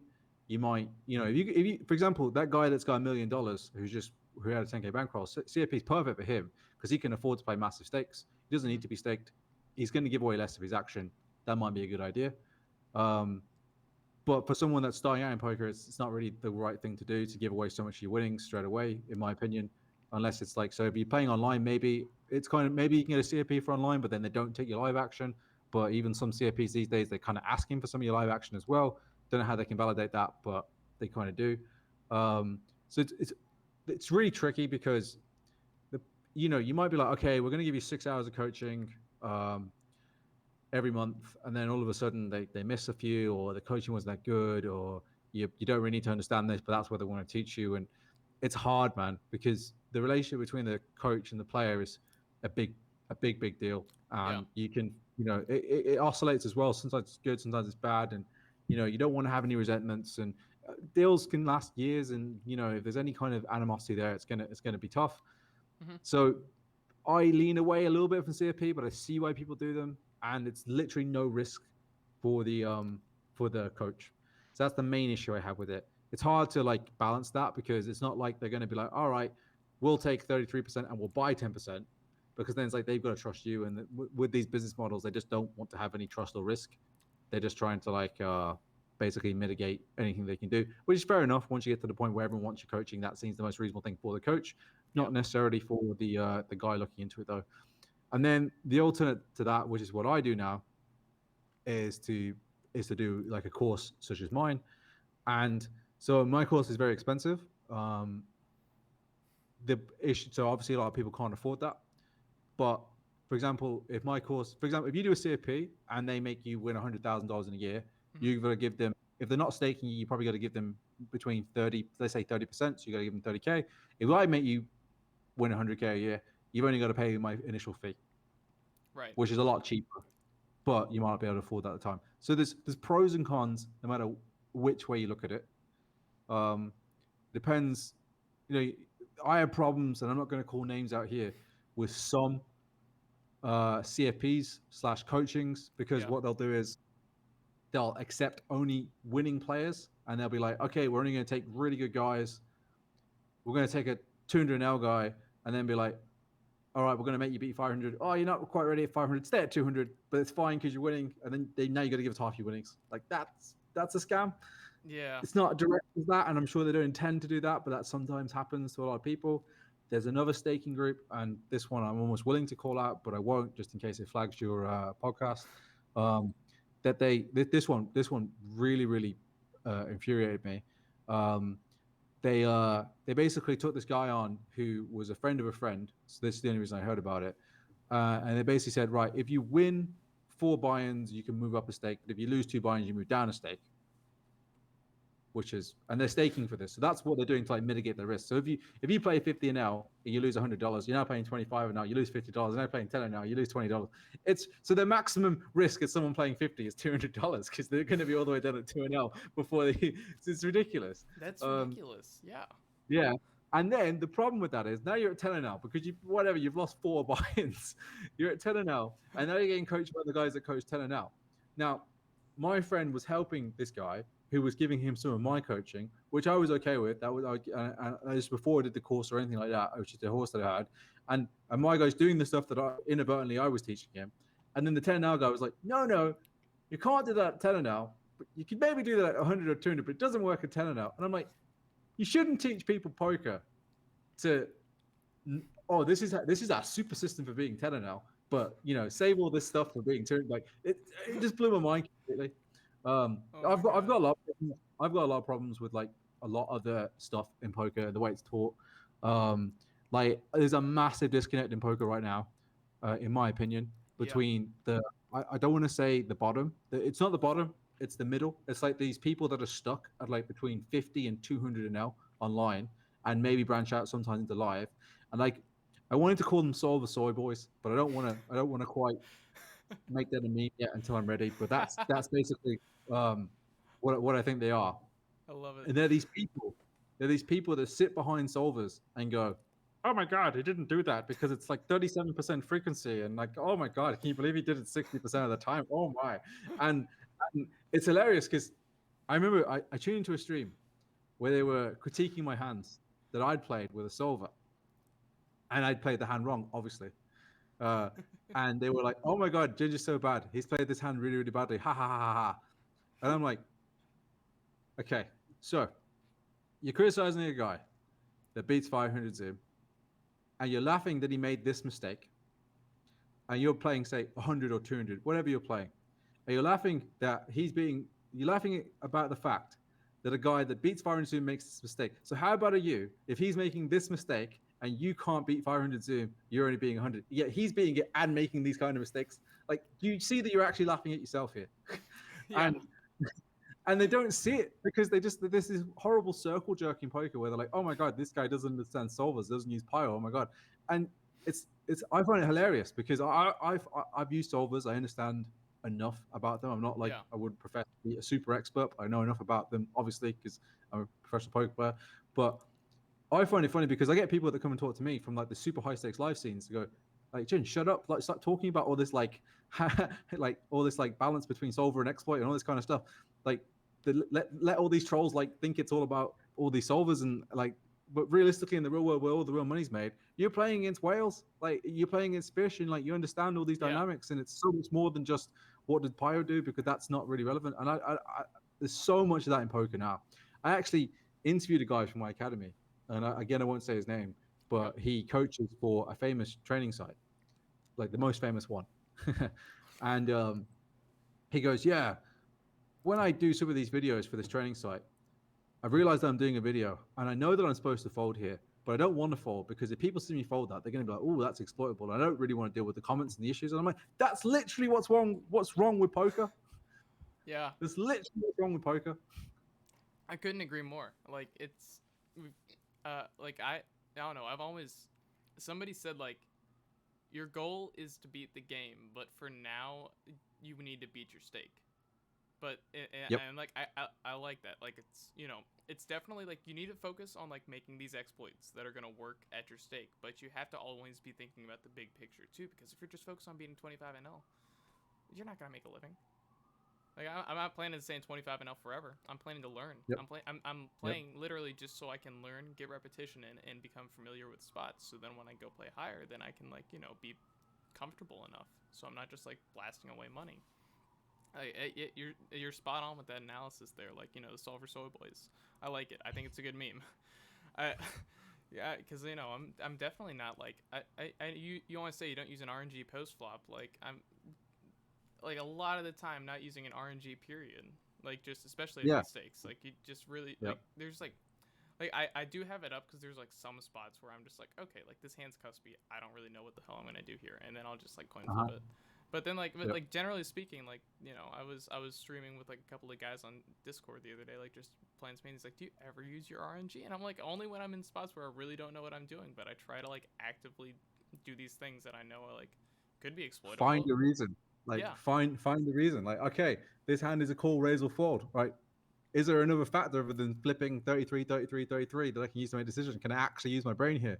yeah, Oh, this guy's actually probably folding too much on all these streets. So he's got a really strong hand here. So maybe I should just fold like way more. Or yeah. maybe I can figure out what suits affect his suits. And there's so much more to it than just going, yeah, well, I don't want to be exploited.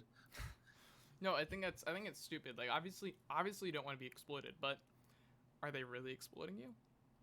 Are No. like that's the big question. Like if you were playing in a super high roller and you were at a table with Ike Haxton, like Limitless, Steven Chidwick and all these guys, yes, they're exploiting the hell out of you. But that's Well, kind of okay. Let's yeah. before we go down to that, let me ask you a question as Okay. someone who does economics. Um, do you study game theory? Yeah. I got So how would you define game theory optimal? Is that a primer for game theory? yeah, it's the that's the textbook game theory for applied economists. Yep. Yeah. I think I've read not that version, but something very similar. hmm Yeah, I was gonna do a research project over the summer in game theory, but that fell through sadly. My dissertation was game theory, Really? 4 card poker. There was like a master's thesis that solved 3 card poker, and I just put another card in, which made it a lot harder. Um, but yeah, I don't think they checked my maths, but Yeah. I did good on that one. Um, So yeah. but basically, I define game theory Oh, optimal you as want the me to strategy give that my makes the most answer? money. Oh, sorry. Yeah, sure, you go. Yeah, What you just say, oh, it's the strategy that makes the most money, but I guess you agree?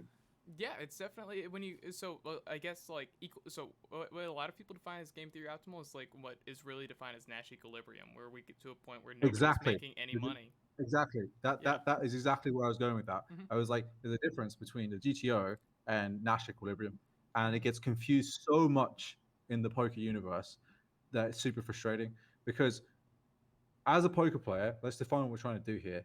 We're trying to make the most money possible.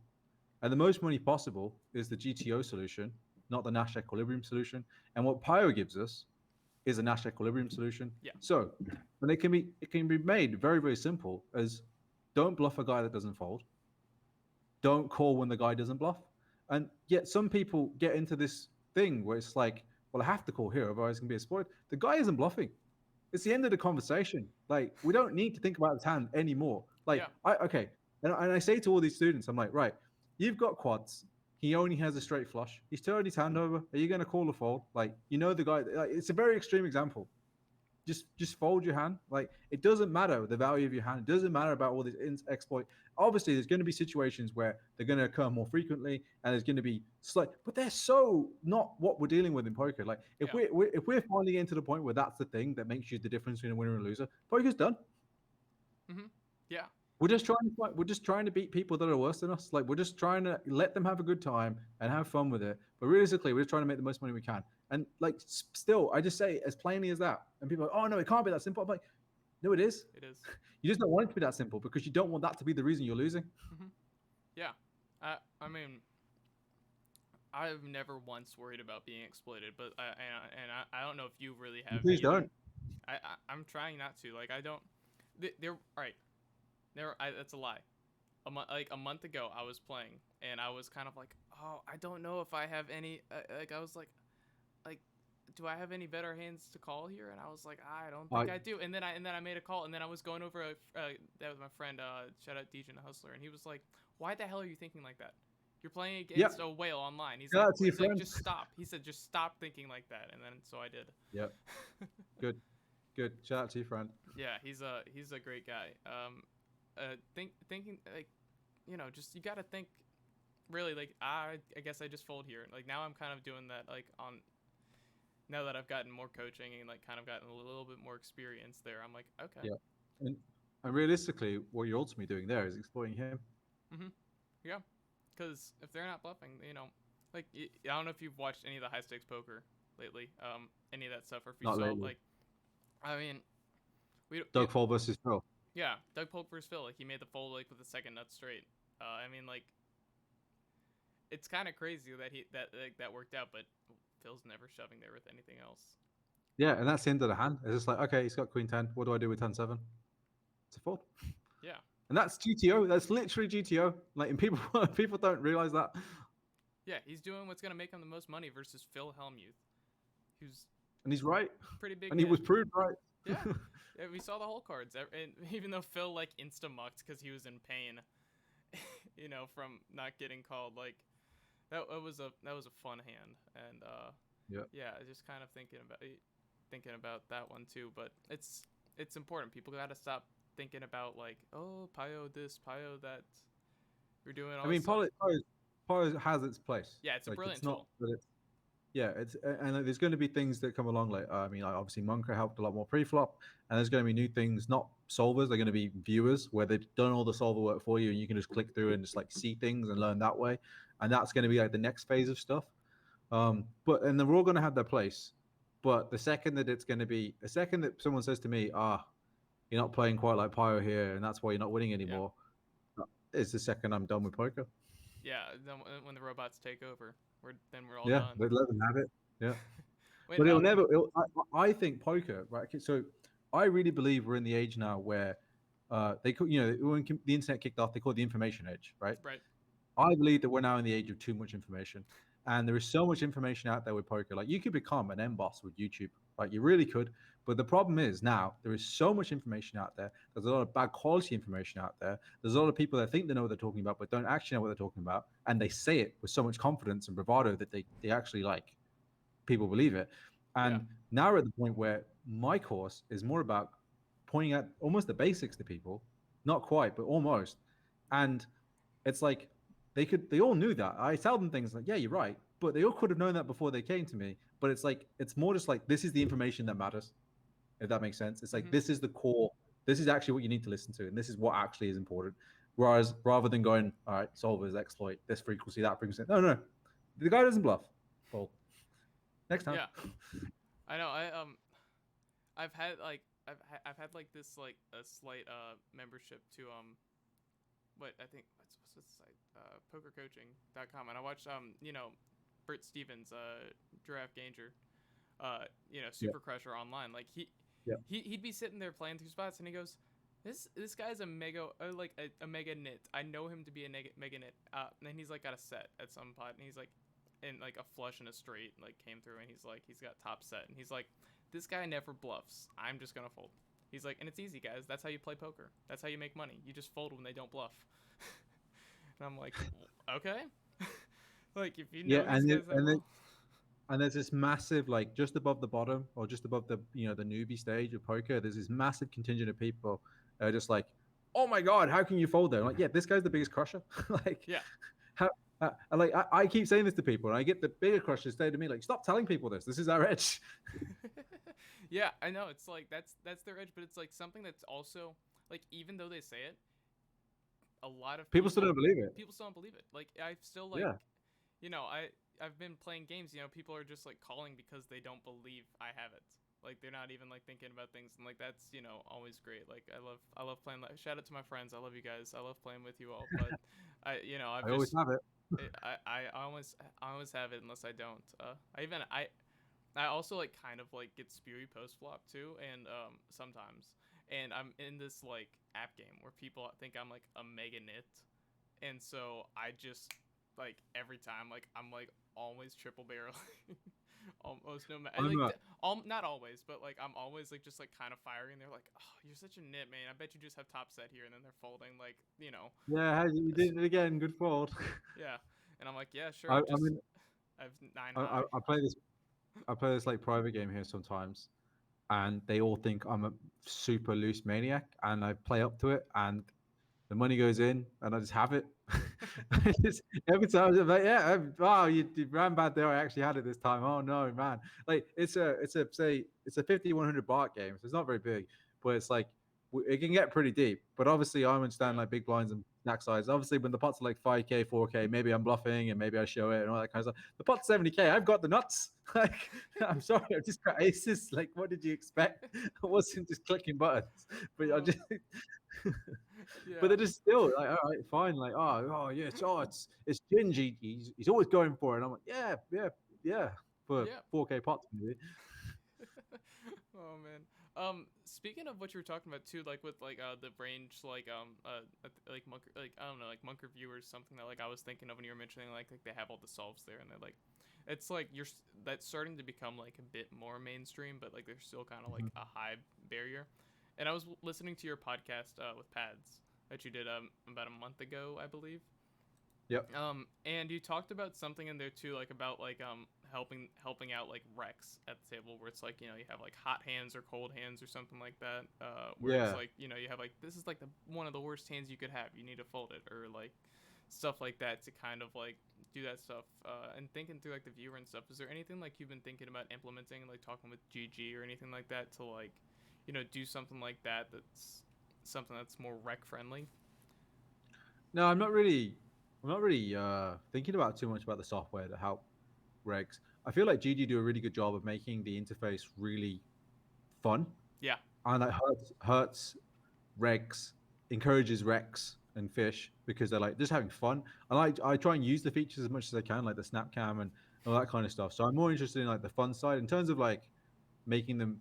So what you're talking about there is like stuff that helps them get better at poker and like survive more in the ecosystem. So that's kind of cool too. But I haven't really thought much about that. Pads was way more ahead of the curve Yeah. than me suggesting that stuff and thinking about that. I was just like, yeah, I don't know.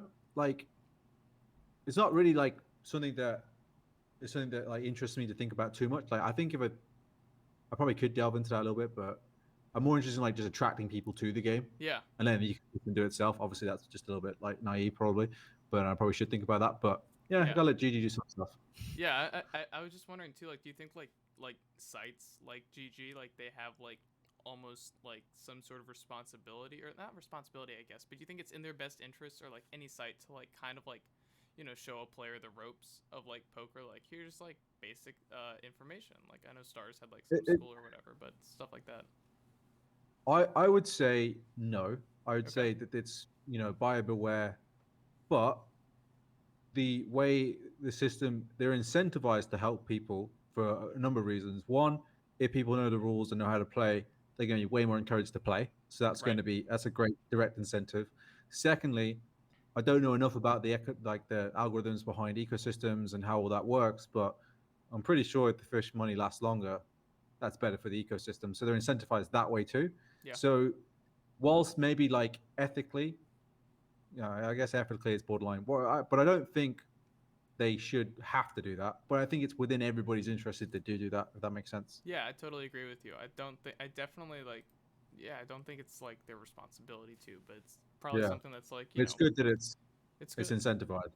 Yeah, it's Yeah. it, and it's like, something that like I think, that's why they don't just have ambassadors around, like, just to like be a pretty face. Like they, they're Yeah. it's like you said, it's your job to like help you grow the game and try to Hmm. make it like a good thing. Like you want to make poker something like that's like fun to a lot of people to watch, instead of like, oh, we're going 36% here with Jack and Nine suited on button.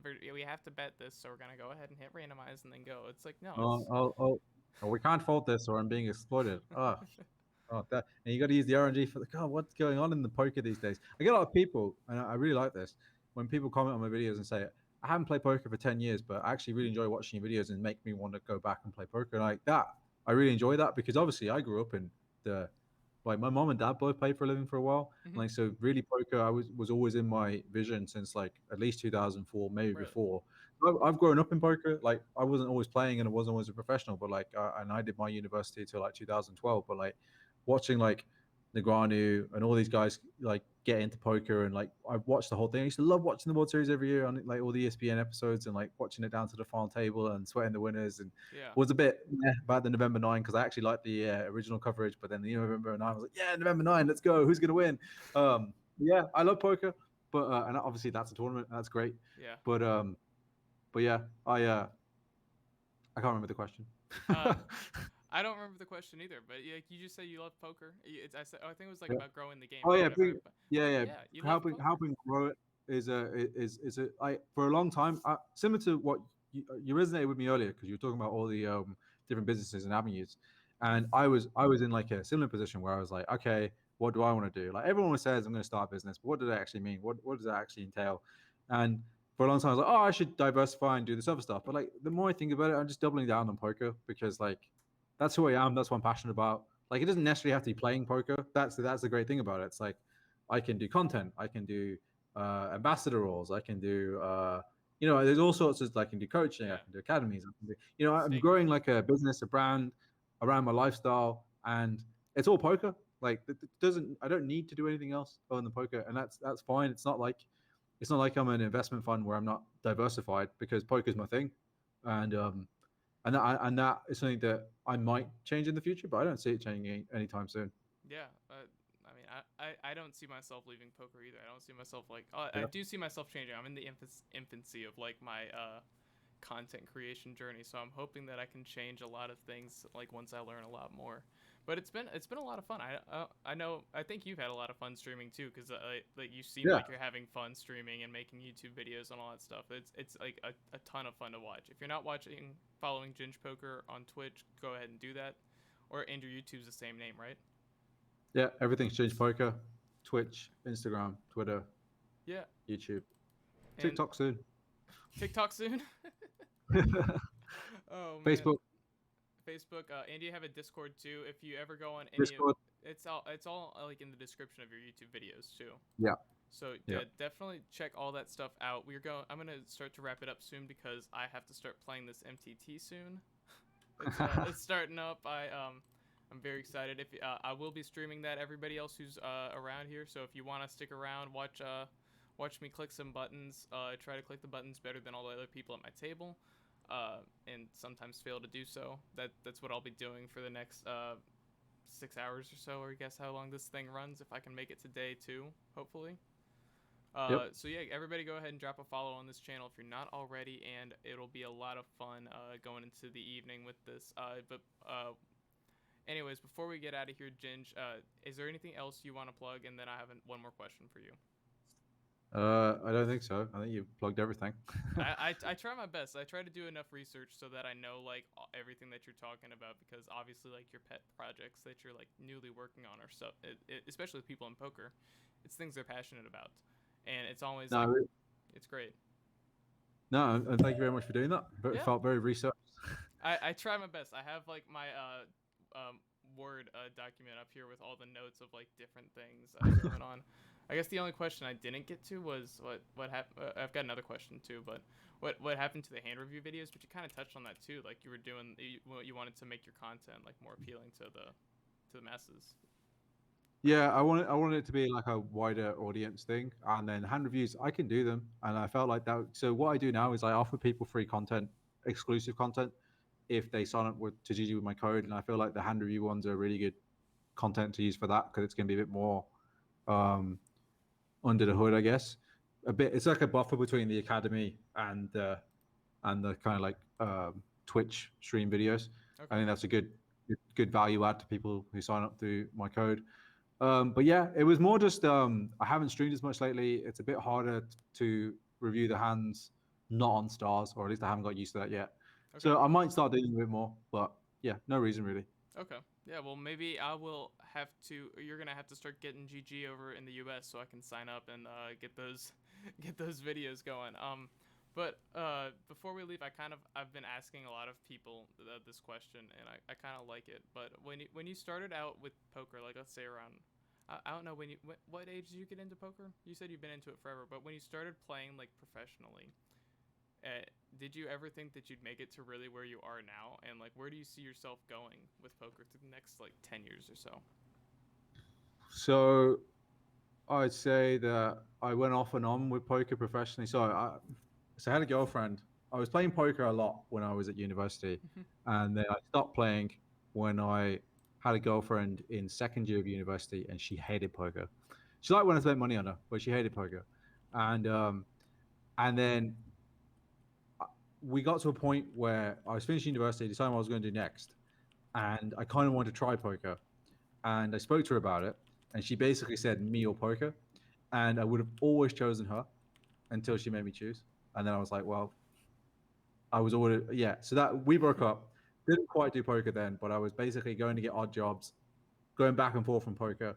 And I always had this like chip on my shoulder that I didn't go to Oxford or Cambridge, which is like the best two universities in the UK. Right. And and 'cause I always felt like I could have done better at school, and I felt like I was smart enough to go, but I just didn't. I was just too busy playing poker the most of the time. Mm-hmm. And so I went back and forth. Eventually, a little bit of poker, then back to a job, a little bit of poker, back to a job. Eventually, get this really good job where everyone who worked there went to Oxford or Cambridge except me. Mm-hmm. I was like, right, I've made it. This is where I was going to be anyway if I went to Oxford or Cambridge. And I still wanted to play poker. Yeah. So I ended up playing poker, going to Thailand. Then I got arrested in Thailand. And that's when, so I was just super comfortable. I was just making my $2,000, $3,000 a month living in Thailand, and I was living my great life. Um, Not great life, but like great to me at the time. And but then jail really hit me. I was like, oh, I've got a lot of potential here. Rebuilt everything. Went down to like £7,000 net worth, and but then I just really grinded into gears. Really span, like really worked, and then I never thought I'd get to the position I'm in now. But like I'm looking back, it was like it was an organic, exponential kind of growth. Hmm. So I'm pretty happy where I'm at now. I'm confident I beat all the games that I play, and confident I'm still going to play super high stakes for the foreseeable future. I don't think anything's going to change drastically. I'm really happy with how I'm making like my lifestyle work for me now, and I'm not branching out of poker, but branching into alternate revenue streams within poker. So that's kind of cool. I'm really excited to see the channel grow. Where do I see myself in the next 10 years? Um, so I reckon I've kind of got like different level dreams. Mm-hmm. So what I'm seeing with the academy is just this people come through it that are just going to be financially independent and really grow. And what's really cool about that is that I'm networking with people that are going to be, I don't want to sound arrogant to say the next me, but the next person that's going to have a decent amount of money are in these academies. And then I'm going to be like, oh, what do you guys want to get up to? And I feel like we're going to build stuff together. And I really think that, and I don't want to say this to you right now, but I really think that my university education was a waste of time. And Oh, trust me, and I've already been down the road of like, oh man, do I want to drop out? Is this a waste of time? And I've like over like the last year, I've thought long and hard about it, and I've made the decision to stay. That it's not going to be a waste of time for me. So don't worry, you're not gonna sway me one way or the other. I'm like, I'm halfway done at this point, so it's like I gotta finish it up. committed, Yeah. sunken cost fallacy. Right. Um, and so I really do think that the future is going to, like the next big bubble. I really think, and that's not the reason to be in it, but I'm really passionate about the education system being starting from the top. It's just wrong. I just don't see the value of it that much anymore. I don't see the appeal of going to university, but maybe that's just me. Yeah. But if I really do see the future being these kind of things where we teach people skills that they can actually use to monetize, and it's like linked in with their passions, and Hmm. like it doesn't have to be poker. It could be professional DJing. It could be there's all sorts of like different things that this can work for that I think eventually, if I could dream massive, could start to replace universities a little bit. And Huh. I think that's going to be something that I'm not going to push towards that, but if it organically goes that way, I'm not going to let that stop. I'm in talks with a lot of people that want to like learn poker, but then like it's quite nice having purposes behind it. Like one of the projects I'm looking at doing in the future is teaching one of my friends, like one of my favorite people in the world, who's the guy I mentioned is like the one of the biggest nutritionists in Europe, and like he wants me to start from scratch teaching poker with the idea that whatever money he makes, we're going to build an animal shelter. And I've got a Huh. friend in America that says that because of COVID, a lot of these shopping malls, like these huge shopping malls, are just being closed down. Like, imagine if we can convert them into animal habitats. And like, I kind of want to like use poker as a vessel in ways that people haven't done that before. And I think that I don't know where I'm going to be in 10 years, but these are all kind of like things that could happen, and hopefully some of it comes to fruition. But taking Yeah. one step at a time, trying to do all the right things, and see what happens. I'm gonna be totally honest. That is the like most interesting answer to that question I have heard since I started doing the podcast. Because most people are just like, I don't know, I haven't thought that far ahead. But it seems like you have like all these great things that you have going on in your life that you really genuinely just enjoy doing, and now you have like ideas that you like of where you see them going, and if they go there, great. But if not, you want them to like naturally grow exponentially, I Yeah, guess. I, Bring it back. I just what I've noticed with building this academy is just like having the right people, and having like, it is a business. Like it's like, having a team around me that you know that I believe in, and like we hired an editor the other day full time, and I was like, "Oh, okay, how much money for you to quit your job?" And he goes, "Well, I probably need like $2,000 a month," and I was like, "Right, I'll give you 2,600, and I want you to quit your job." And just that extra little bit, and I'm like, okay. And realistically, what I want you to do for me is all this stuff, which he's already basically offered to do, and which is basically going to be his job. And I was like, well, what I want you to do is I want you to slowly have a percentage in the company, and eventually, once we built all these poker players up, and they want to build their brands as well, I want you to be the head guy that helps them do that, and helps them edit their content, and helps them go forward with that stuff, and build that side of the business too. So it goes from just like this transactional relationship to me going, I want you to grow with this, and having those kind of people part of your team and believing in where we're going is it's just awesome. Yeah. So to have that, next level, you don't have to have that vision, but it that's why I couldn't start this academy until I had something like that, because I had to have something I was aiming for. And like if we, shoot for the moon and miss, then that's fine. But you'll get somewhere. Yeah, and we'll just keep going as long as we're doing the right stuff. That's all that matters. Well, yeah. Well, yeah, yeah. That's it's so interesting. My brain's kind of just like going back and forth right now. I tend to be like an active listener, and then my brain just starts like going down different roads. But this has been a great show. If I can brag a little bit, I guess this has been a lot of fun. I'm really glad that you were able to come on here No, and thank you for having me. chat. Yeah, this was it was just a great talk. If anybody joined throughout the show, I will be uploading this to YouTube at some point next week. I am generally it generally just depends on how busy I get with school, and then how if I can like edit the video on time and upload it, because I cannot afford an editor at the moment. But for now, and plus these podcasts aren't that hard to edit. But uh, but I want to thank everybody for tuning in. Like I said, if you're not checking out Ginge Poker, and if you don't want to from after everything that he's just been talking about, I don't know what's wrong with you. He's a he's a very interesting guy, if you couldn't tell already, and it's been a huge pleasure talking with him. I'm glad you were able to join me today. No, Yeah, thank you very much for having me. Glad we can make it happen. Happy to do it again in the future, and yeah, I'd love all to. the best for school Thank you. and the tournament. Oh yeah, More importantly, the tournament coming up. Yeah, I'm gonna kill the stream.